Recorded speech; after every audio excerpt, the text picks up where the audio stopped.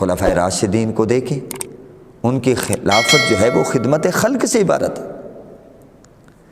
جب حضرت ابوبکر صدیق رضی اللہ تعالی عنہ مسند خلافت پر فائز ہوتے ہیں، متمکن ہوتے ہیں، تو آپ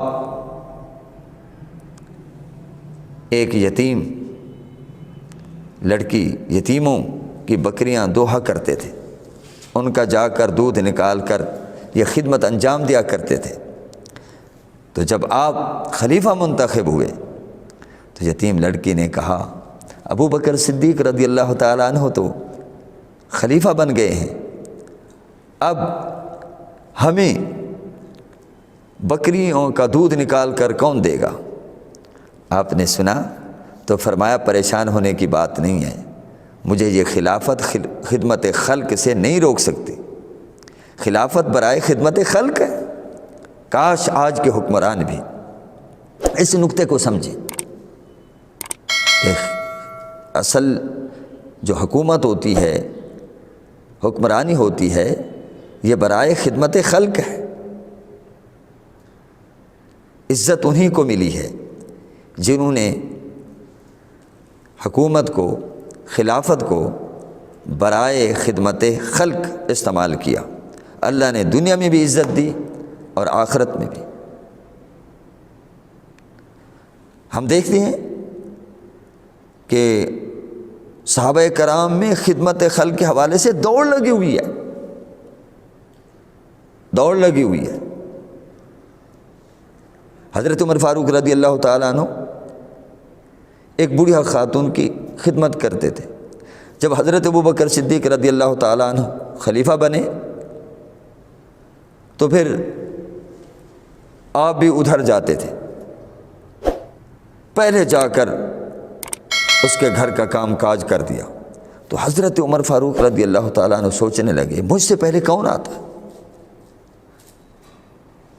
تو ایک دن چھپ کر بیٹھ گئے، پہلے جا کر حضرت ابوبکر صدیق رضی اللہ تعالیٰ عنہ چپکے سے آتے ہیں، گھر کی صفائی کرتے ہیں، اس کا کام کاج کرتے ہیں، اور پھر چلے گئے۔ تو حضرت عمر فاروق کہنے لگے میں نے بھی یہی سوچا تھا کہ جو مجھ سے پہلے کوئی کام کر جاتا ہے وہ ابو بکر صدیق ہی ہو سکتے ہیں، باقی میرا گمان صحیح نکلا۔ حضرت عمر فاروق رضی اللہ تعالیٰ عنہ کی پوری زندگی خدمت خلق میں گزری۔ آپ کی جو خلافت ہے وہ برائے خدمت خلق ہمیں نظر آتی ہے۔ آج کے حکمران راتوں کو آرام سے سو جاتے ہیں، الا یہ کہ ان کو کوئی پریشانی دامن گیر ہو، حالات ان کو نہ سونے دیں، وہ الگ بات ہے۔ مگر سیدنا عمر فاروق رضی اللہ تعالیٰ عنہ راتوں کو اٹھ کر پہرا دیتے ہیں، وادیوں میں جاتے ہیں، مدینے کی گلیوں میں گھومتے پھرتے ہیں، کوئی بے جار و مددگار تو نہیں ہے، کسی کو ہماری حاجت کی ضرورت تو نہیں ہے۔ اللہ اکبر۔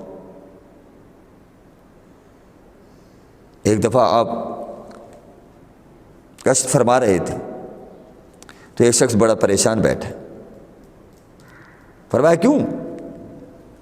کہنے لگا جی میری اہلیہ کے ہاں بچہ پیدا ہونے والا ہے اور میں پریشان ہوں، کوئی نہیں ہے۔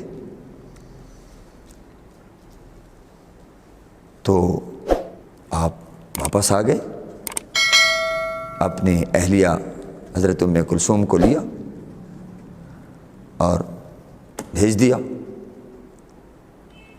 بچہ پیدا ہو گیا۔ اندر سے آواز آئی اے امیر المومنین مبارک ہو، ان کے ہاں بچہ پیدا ہوا ہے۔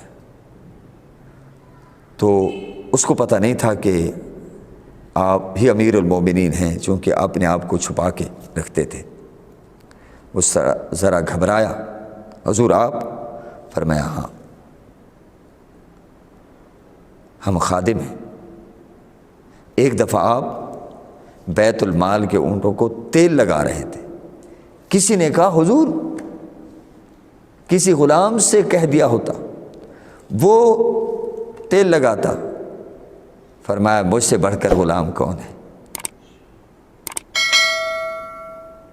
کیسے یہ حکمران تھے، خدمت خلق کے جذبہ سے سرشار تھے۔ یاد رکھیے تاریخ گواہ ہے، جتنے بھی حکمران آئے ہیں اور خاص طور پہ جو خدمت خلق سے سرشار تھے، عدل و انصاف کے جذبات سے معمور تھے، دنیا کو ان سے بہت فائدہ پہنچا، اسلام کا بول بالا ہوا۔ ان کے اخلاق اور کردار کو دیکھ کر دیگر غیر مسلم اسلام کی طرف چلے آئے، کھنچے چلے آئے۔ کاش آج کے حکمران بھی یہ کردار پیش کریں، اس میں کوئی شک نہیں ہے۔ اسلام نوکے تلوار سے نہیں پھیلا۔ غلط کہتے ہیں دشمنان اسلام، مستشرقین اسلام، کہ اسلام تلوار سے پھیلا ہے۔ ہم کہتے ہیں نہیں، اسلام تلوار سے نہیں، حسن کردار سے پھیلا ہے۔ اسی طرح حضرت عثمان غنی رضی اللہ تعالیٰ عنہ خدمت خلق کے جذبے سے سرشار ہیں۔ جو دولت کماتے ہیں، کوٹھیاں بنگلے نہیں بناتے، جائیدادیں نہیں بناتے۔ ہاں، میں حضرت عثمان غنی رضی اللہ تعالیٰ عنہ کے حوالے سے عرض کرنے سے پہلے ایک بات ضروری حضرت عمر فاروق کے حوالے سے کہنا چاہتا ہوں کہ مدینہ طیبہ کے آس پاس آپ کو 2 قطعات زمین کے ملے، تقسیم جو ہوئے مجاہدین میں، تو آپ نے وصیت فرمائی یہ زمین نہ فروخت ہوگی۔ وقف کرتے ہوئے آپ نے فرمایا یہ زمین فروخت نہیں ہوگی، ہیبہ بھی نہیں ہوگی، یہ بطور وراثت بھی منتقل نہیں ہوگی، بلکہ یہ زمین غرباء کے لیے، مساکین کے لیے اور مہمانوں کے لیے وقف رہے گی۔ اس سے بڑھ کر اور خدمت خلق کیا ہو۔ حضرت عثمان غنی رضی اللہ تعالیٰ عنہ، آپ کی زندگی بھی خدمت خلق میں گزری، غلاموں کو آزاد کرا رہے ہیں، غریبوں کی مدد فرما رہے ہیں۔ آپ نے بیر معونہ 40,000 درہم میں خرید کر مسلمانوں کے لیے وقف کر دیا۔ حضور نے فرمایا اللہ آپ کو جنت کے پانی سے سیراب کرے۔ کاٹ سالی ہو گئی، لوگ اناج کو ترس رہے ہیں، گندم کو ترس رہے ہیں، تو بڑی تعداد کے اندر اناج سے لدے ہوئے اونٹ آئے، تاجر آ گئے، کتنا منافع لوگے؟ فرمایا اتنا۔ انہوں نے کہا ہم اتنا دیں گے۔ آپ نے فرمایا میں تو اتنا لوں گا۔ انہوں نے کہا دگنا لے لیں۔ فرمایا نہیں، میں تو اس سے بھی زیادہ، میں تو اس سے بھی زیادہ، میں تو 10 گنا لوں گا۔ انہوں نے کہا پھر جو آپ سے سودا کرے آپ کر سکتے ہیں، ہماری تو بساط سے باہر ہے۔ لوگ مایوس ہو کر جانے لگے، تو آپ نے فرمایا بوریاں اتارو، ان کے منہ کھولو اور سارا اناج ڈھیر کر دو۔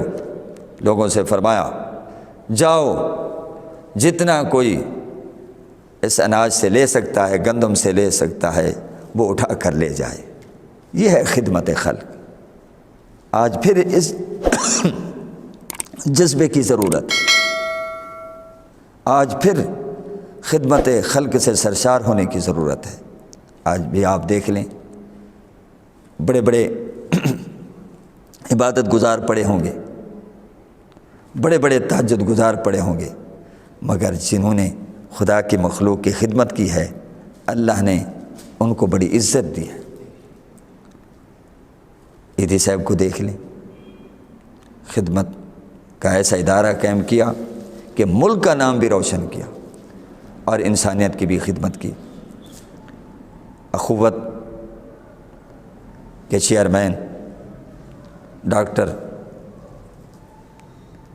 امجد ثاقب صاحب، اللہ ان کو جزائے خیر عطا فرمائے، بلا سود قرضے کی فراہمی اور بھی وہ بہت کچھ، جیسے کرونا کی وبا پھیلی، اس دوران انہوں نے کوشش کی ہے اپنے دائرہ کار میں گھر گھر تک راشن پہنچایا، اور وہ مسجد کو ذریعہ بناتے ہیں، مساجد میں آ کر وہ مسجد کمیٹی یا لوگوں کے ذریعے وہ راشن تقسیم کرتے ہیں۔ اللہ ان کو جزائے خیر عطا فرمائے۔ دیکھیے میں نماز پڑھتا ہوں، ساری رات نماز پڑھتا رہوں، میری نماز سے میرے ہمسایوں کو کیا فائدہ؟ میرے گھر میں میرے گھر والے پریشان ہوں، بیمار پڑے ہوں، درد سے کرا رہے ہوں، اور میں نفل پہ نفل پڑھتا جاؤں، میری نفل سے ان کو کوئی فائدہ نہیں۔ اگر اٹھ کر میں ان کو پانی دیتا ہوں، دوائی مہیا کرتا ہوں، اور ان کو سکون مل جاتا ہے، تو میرے نوافل پڑھنے سے وہ بہتر ہے۔ ہو سکتا ہے میری نوافل مجھے نہ بچا سکیں، جو خدمت خلق کروں گا اور خدا کی مخلوق کو سکون پہنچے گا، میری نجات کا ذریعہ بن جائے۔ ہم دیکھتے ہیں سیدنا علی المرتضیٰ رضی اللہ تعالیٰ عنہ، آپ نے تو بچا کے رکھا ہی نہیں ہے۔ یہ جو وَيُطْعِمُونَ الطَّعَامَ عَلَىٰ حُبِّهِ مِسْكِينًا وَيَتِيمًا وَأَسِيرًا کی جو میں نے آیت پڑھی ہے، یہ اسی گھرانے کے متعلق ہے۔ روزے رکھتے ہیں تو افطاری کے ٹائم مسکین آ جاتا ہے، سب گھر والے کھانا اس کو دے دیتے ہیں، پانی سے روزہ افطار کر لیتے ہیں، کھجوروں سے روزہ افطار کر لیتے ہیں، اور قدم قدم پر غریبوں کی مدد کرتے ہوئے دکھائی دیتے ہیں۔ بیت المال کے دروازے غریبوں کے لیے، مسکینوں کے لیے کھلے رہتے تھے، بلکہ قرآن کی ایک آیت میں آپ کی خدمت خلق اور سخاوت کے متعلق یہاں تک آتا ہے کہ آپ نماز پڑھ رہے تھے، ایک سائل آتا ہے تو نماز کے دوران ہی آپ انگوٹھی اتار کر اس کو دے دیتے ہیں۔ ہم راکعون، قرآن کہتا ہے وہ نماز میں ہوتے ہیں، رکوع میں ہوتے ہیں۔ سیدنا علی المرتضیٰ رضی اللہ تعالی عنہ خدمت خلق کے حوالے سے سبحان اللہ بلندیوں پر نظر آتے ہیں۔ بیت المال سے آپ دیتے دیتے جب مال ختم ہو جاتا تو آپ جھاڑو دیتے اور 2 نفل پڑھتے، اور بیت المال کے در و دیوار کو مخاطب کر کے کہتے، اے بیت المال کے در و دیوار، تم گواہ رہنا، میں نے تم کو حق کے ساتھ بھرا تھا اور حق کے ساتھ خالی کیا ہے، ظلم کر کے نہیں بھرا، اور حقدار کو حق پہنچایا، تم گواہ رہنا۔ بھر کے خلفائے راشدین ہوں، اہل بیت اطہار ہوں، ازواج مطہرات ہوں، خدمت خلق کے جذبے سے سرشار۔